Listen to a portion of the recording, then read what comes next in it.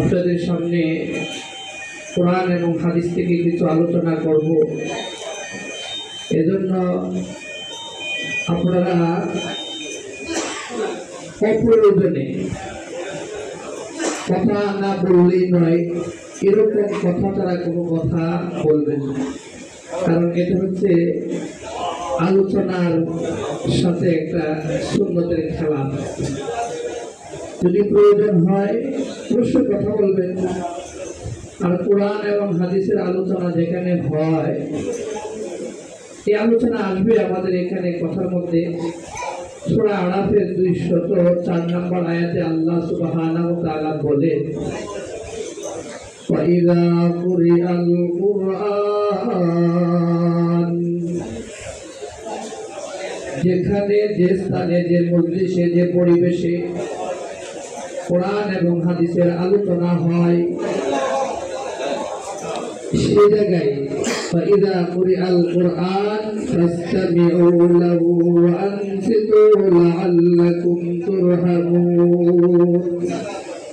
যদি তোমরা মনোযোগ দিয়ে শোনো এবং শোনার সময় চুপ থাকো, কোনো অপ্রয়োজনে কোনো কথাবার্তা না বলো, আমি রব, আমি তোমাদের পরওয়ারদিগার, আমি তোমাদের মালিক বলছি, লাআল্লাকুম তুরহামুন, আমি তোমাদের উপরে রহমত নাযিল করব। বলে সুবহানাল্লাহ। এখন পরিবেশটা খুব সুন্দর দেখা যাচ্ছে। আর আমি যারা আয়োজন করেছেন দোয়ার কর্তৃপক্ষকে বলবো, যখন আপনাদের সময় হয় বলবেন, এক সেকেন্ড কথা আগে বাড়াবেন, শেষ করে। এই জন্য আমি কর্তৃপক্ষের কাছে জানিয়ে রাখলাম, আপনাদের যখন সময় হবে তখন বলবেন, আলোচনা স্টপ করে দেবেন।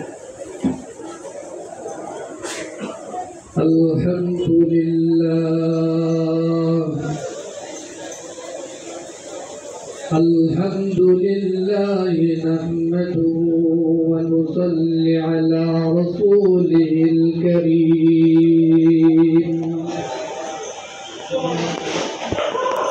আম্মা বা'দ, আউযু বিল্লাহি মিনাশ শাইতানির রাজীম।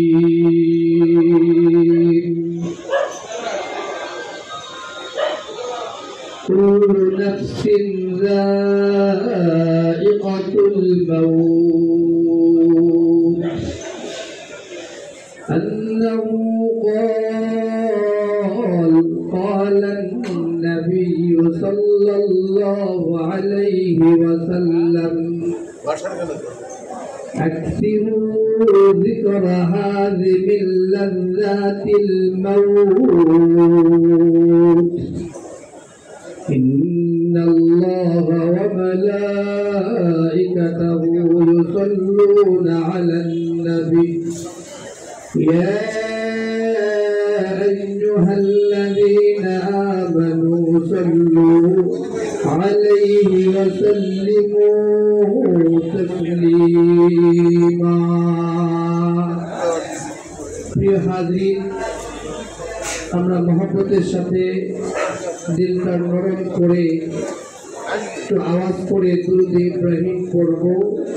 দুরূদ ইব্রাহিমের ব্যাপারে দুজাহানের বাদশাহ রাহমাতুল লিল আলামিন তিনি বলেন, মিশকাত শরীফের 921 নম্বর হাদিস। ওই হাদিসের মধ্যে আল্লাহ রাসূল সাল্লাল্লাহু আলাইহি সাল্লাম বলেন, মান সাল্লা আলাইহি ওয়াহিদাতান সাল্লাল্লাহু আলাইহি আশরা, যে ব্যক্তি আমার উপরে দুরূদ পাঠ করলো, ওই ব্যক্তির প্রতি আল্লাহ সুবহানাহু ওয়া তাআলা রাজি খুশি হয়ে গেল। বুঝলে বলি সুবহানাল্লাহ, রাজি খুশি হয়ে গেল। শুধু তাই না, তার উপর, ওই ব্যক্তির উপর কেন দুরূদ পাঠ করলো, এই জন্য তার উপরে আল্লাহ 10 বার রহমতের দৃষ্টিতে তাকাবেন, 10টি গুনাহ মাফ করবেন, 10টি মর্যাদা বুলন্দ করে দিবেন। ব্যাখ্যায় আসছে 80 বছরের গুনাহ আল্লাহ মাফ করে দিবেন। সুবহানাল্লাহ। এজন্য আমরা মুহাম্মদের সাথে দুরূদ ইব্রাহিম একবার পড়ি। আল্লাহুম্মা সাল্লি আলা মুহাম্মাদিন ওয়া আলা আলি মুহাম্মাদ কামা সাল্লাইতা আলা إبراهيم وعلى آل إبراهيم إنك حميد مجيد اللهم بارك على محمد وعلى آل محمد كما باركت على إبراهيم وعلى آل إبراهيم إنك حميد مجيد بلغ العلا بكماله كشف الدجى بجماله حسنت جميع خصاله صلوا عليه وآله প্রিয় হাজরিন আমরা এখন সর্বশ্রেষ্ঠ জিকির কয়েকবার পড়ব কেন পড়ব কারণ কি আল্লাহ রাসূল সাল্লাল্লাহু আলাইহি ওয়াসাল্লাম বলেন আফজালুয যিকরি লা ইলাহা ইল্লাল্লাহ আবু দাউদ শরীফের 3116 নম্বর হাদিস এই হাদিসের মধ্যে আল্লাহর রাসূল সাল্লাল্লাহু আলাইহি ওয়াসাল্লাম তিনি বলেন মান কানা আখিরু কালামিহি লা ইলাহা ইল্লাল্লাহ দাখালাল জান্নাহ যার শেষ কথা হবে এই শেষ কথা এটা কিন্তু সবারই আসবে ঠিক না ঠিক সবারই আসবে না আপনারা কি বলেন আসবে না এই মৃত্যুর শয্যায় শায়িত হবে এবং সময় তার শেষ কথা হবে লা ইলাহা ইল্লাল্লাহ দাখালাল জান্নাহ সে সরাসরি আল্লাহর জান্নাতে চলে যাবে এখন আমরা কয়েকবার লা জিকির করব লা ইলাহা ইল্লাল্লাহ আমরা একটু চিন্তা করব করে মনোযোগ দিয়ে একটু জিকির করি বলি লা ইলাহা ইল্লাল্লাহ লা ইলাহা ইল্লাল্লাহ আবার মনে হয় পিছনের বাইরে পড়েন একটু আওয়াজ করে পড়েন একটু মহব্বতের সাথে পড়েন এটা আমার তো কালাম না এটা আল্লাহর কালাম পড়েন লা ইলাহা ইল্লাল্লাহ লা ইলাহা ইল্লাল্লাহ লা ইলাহা ইল্লাল্লাহ লা ইলাহা ইল্লাল্লাহ মুহাম্মাদুর রাসূলুল্লাহ আমরা তিনবার বলি আস্তাগফিরুল্লাহ আস্তাগফিরুল্লাহ আস্তাগফিরুল্লাহ আস্তাগফিরুল্লাহর ব্যাপারে বলা হয় যে যদি কোনো ব্যক্তি আস্তাগফিরুল্লাহ পড়ে তাহলে আল্লাহ সুবহানাহু ওয়া তাআলা ইস্তাগফিরু রাব্বাকুম ইন্নাহু কানা গাফফারা আসমান এবং জমিনের যত বারাকাত আছে ওই ব্যক্তির জন্য আল্লাহ সুবহানাহু ওয়া তাআলা বারাকাত খুলে দিবেন বলে সুবহানাল্লাহ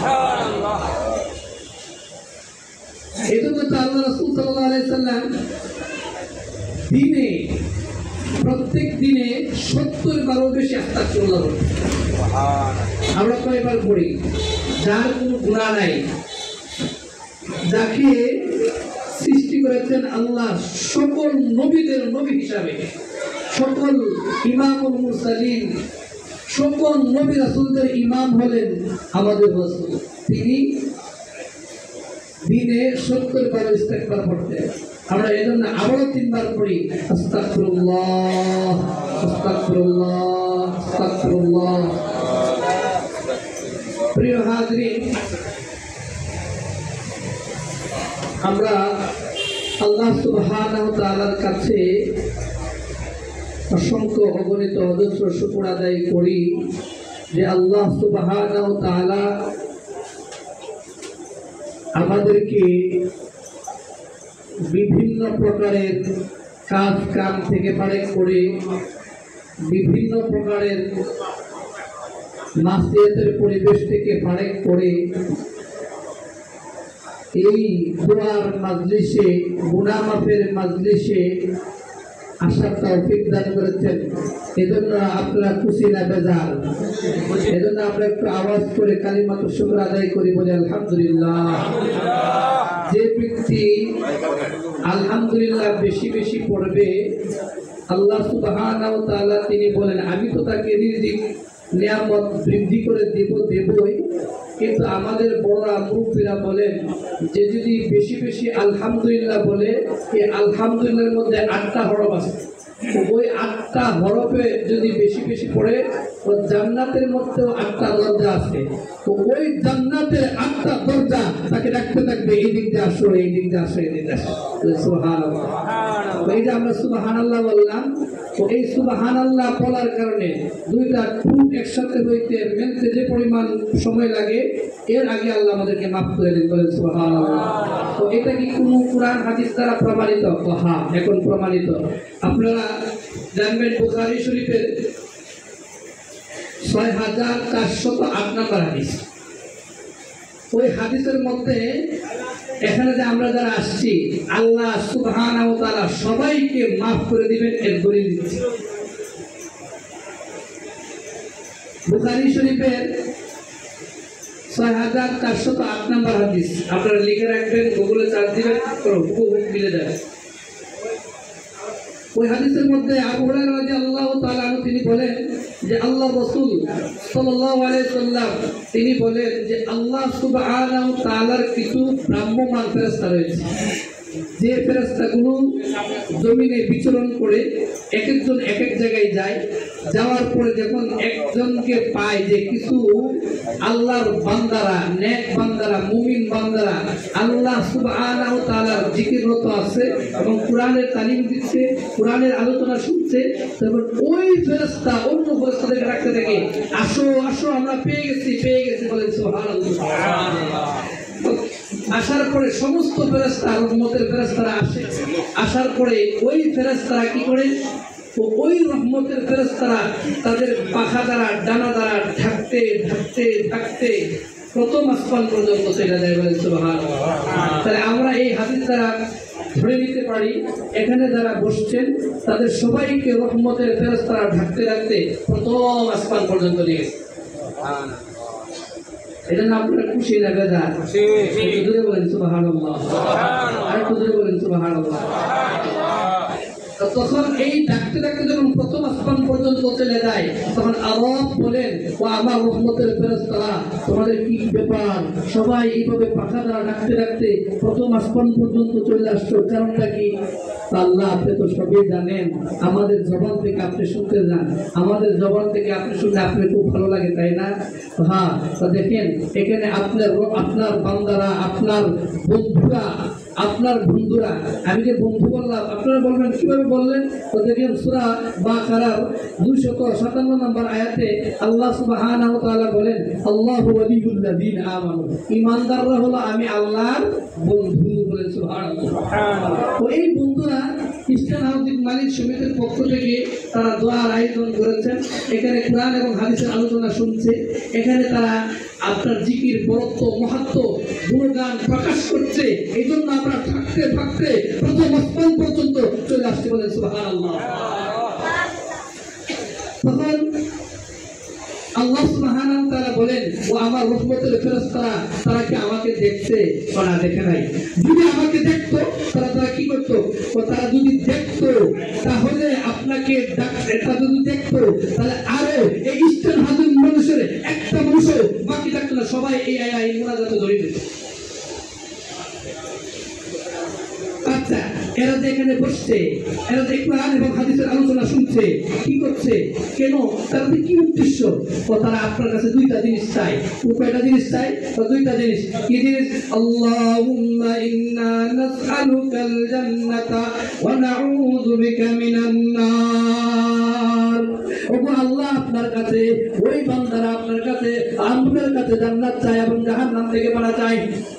সুবহানাল্লাহ বলেন। আল্লাহ সুবহানাহু ওয়া তাআলা রহমতের ফেরেশতাদেরকে বলে, ও আমার রহমতের ফেরেশতারা, তারা যে আমার কাছে আল্লাহুম্মা ইন্না নাসআলুকাল জান্নাতা, আমার কাছে যে জান্নাতটা চায়, তারা কি জান্নাতটা আমার কাছে দেখছে কখনো? না, দেখে নাই। যদি তারা জান্নাতটা দেখতো তাহলে কি করতো?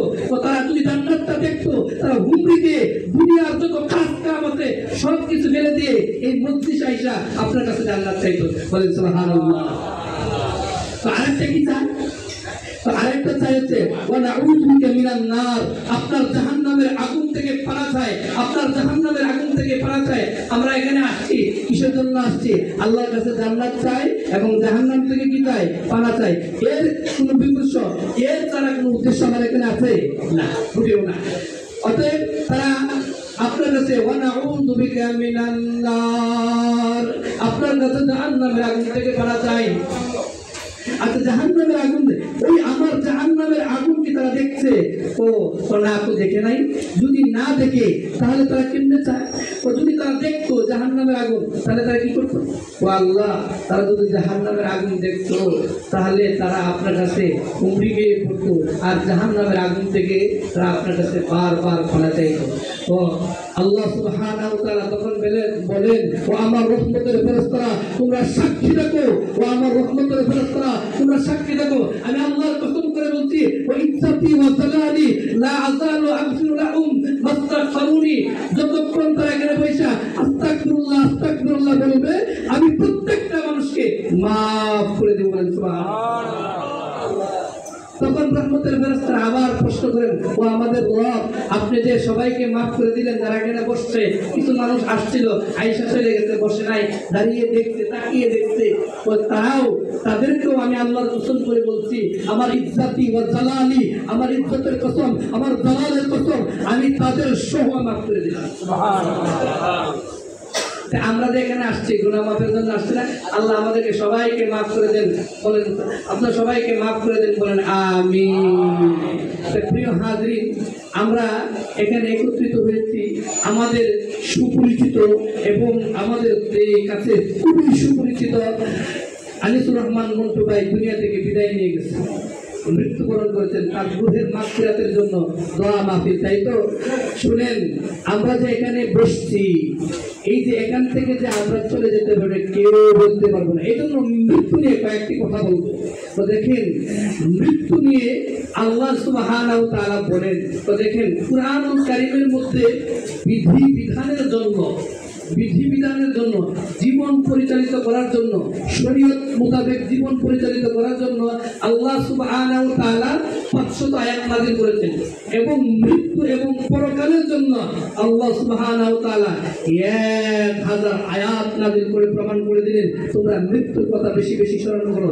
এজন্য আল্লাহ সুবহানাহু ওয়া তাআলা বলেন সূরা আলে ইমরানের 185 নম্বর আয়াতে বলেন, কুল্লু নাফসিন যায়িকাতুল মাউত, এমন কোন প্রাণী নাই, এমন কোন মানুষ নাই, এমন কেউ নাই যে মৃত্যুর স্বাদ গ্রহণ করবে না। সবাই মৃত্যুর স্বাদ গ্রহণ করতে হবে এবং মৃত্যু তোমাদেরকে ধরবে। এইবারে সূরা নিসার 78 নম্বর আয়াতে বলেন, আইনামা তাকুনু ইদরিকুমুল মাউত ওয়ালাউ কুনতুম ফি বুরুজিন মুশাইয়াদা, ও মানুষ তোমরা যেখানে থাকো না কেন, যে পরিবেশে থাকো না কেন, যে মজলিসে থাকো না কেন, আইনামা তাকুনু ইদরিকুমুল মাউত, মৃত্যু তোমাদেরকে গ্রাস করবে, মৃত্যুর পেয়ালা সবাই গ্রহণ করতে হবে। এমন একটা মানুষ নাই যে মৃত্যুর স্বাদ সে গ্রহণ করবে না। আপনারা বলেন, আপনাদেরকে প্রশ্ন করি যে এখন কেউ আছে পৃথিবীতে এই যে শুরু থেকে এখন পর্যন্ত যে আমি মরবো না, এই কথাটা বলে? নাই, কিন্তু আল্লাহ সুবহানাহু ওয়া তাআলা বলেন যে মৃত্যুর স্বাদ গ্রহণ করতে হবে।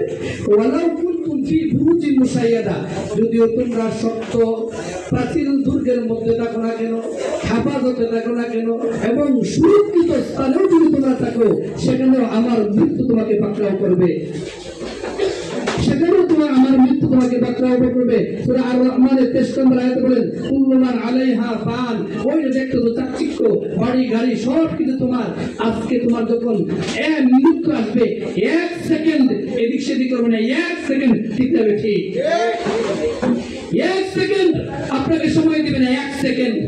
তো দেখুন, হাজারো কোটি যদি আপনার ধন সম্পদ থাকে, তখন 1 সেকেন্ড দিবে না। এই জন্য আপনি যদি সেই সময় পৃথিবীর সম্পদ ঢেলে দেন, তাও কাম হবে না, আপনার মৃত্যুবরণ করতেই হবে। তো এই জন্য মৃত্যুর ব্যাপারে আল্লাহ রাসূল সাল্লাল্লাহু আলাইহি সাল্লাম মিশকাত তিরমিজি শরীফের হাদিস, ওই হাদিসের মধ্যে 2307 নম্বর হাদিস, ওই হাদিসের মধ্যে আল্লাহ রাসূল সাল্লাল্লাহু আলাইহি সাল্লাম বলেন, আকবিরু যিকরা আযিমিল লাযাতিল মাউত, তোমরা বেশি বেশি মৃত্যুর কথা আলোচনা করো, মৃত্যুর কথা স্মরণ করো, যে আজকে আমরা এই মৃত্যুর কথা আলোচনা করছি, শুনছি, এটা আমাদের কি হবে? ঈমান তাজা হবে, ঈমান বাড়বে, সকল প্রকার গুনাহ থেকে আমরা বাঁচতে পারবো। বলেন সুবহানাল্লাহ। প্রিয় হাজরিন, ওই মৃত্যুর কথা বেশি বেশি স্মরণ করলে আমরা তো দুনিয়ার মুহে পড়ে দুনিয়ার লালসায় সবকিছু ভুলে গেছি। আল্লাহ সুবহানাহু ওয়া তাআলা বলেন, বাল তুসিরুনাল হায়াতাদ দুনিয়া ওয়াল আখিরাতু খায়রু ওয়া বাকা। যারা দুনিয়ার জীবনকে প্রাধান্য দিবে, যারা দুনিয়ার জীবনকে অগ্রাধিকার দিবে, যারা দুনিয়ার জীবনকে বেশি প্রাধান্য দিবে, তাদের এলেমটা হচ্ছে ভাষা ভাষা এলেম। আমি রব বলছি, বাল তুসিরুনা হায়াতাদ দুনিয়া ওয়াল আখিরাতু খায়রু ওয়া বাকা। আখিরাতটা হলো উত্তম এবং স্থায়ী। বলেন সুবহানাল্লাহ। এটা যেন দেখেন, উমর ইসলামের তৃতীয় খলিফা উসমান রাদিয়াল্লাহু তাআলা আনহু, এই হাদিসটা আসছে তিরমিজি শরীফের 2308 নম্বর হাদিস। তিনি যখন কবরের পাশ দিয়ে হাঁটতেন, কবরের পাশ দিয়ে যখন তিনি হাঁটতেন, তিনি এমন পরিমাণ কান্না করতেন, হাউ মাউ করে কান্না করতেন। তার গাল ভেয়ে অশ্রু ধরে, গাল ভেয়ে অশ্রু ধরে, দাড়ি বেঁধে বেয়ে অশ্রু পড়তেন। সাহাবায়ে কেরাম প্রশ্ন করলেন যে, হে আমিরুল মুমিনিন, খলিফাতুল মুসলিমিন, আপনার তো জান্নাতের সার্টিফিকেট প্রাপ্ত সাহাবা, আপনি এত কান্না করেন কেন? দেখো, এই কবরটা হচ্ছে প্রথম গাঁথি। কি প্রথম গাঁথি, প্রথম মঞ্জিল। এই জায়গায় যদি হিসাব নিকাশ সহজ হয়ে যায়, বাকি হাসর ময়দান যা আছে সব হিসাব নিকাশ সহজ হয়ে যাবে। বলে সুবহানাল্লাহ।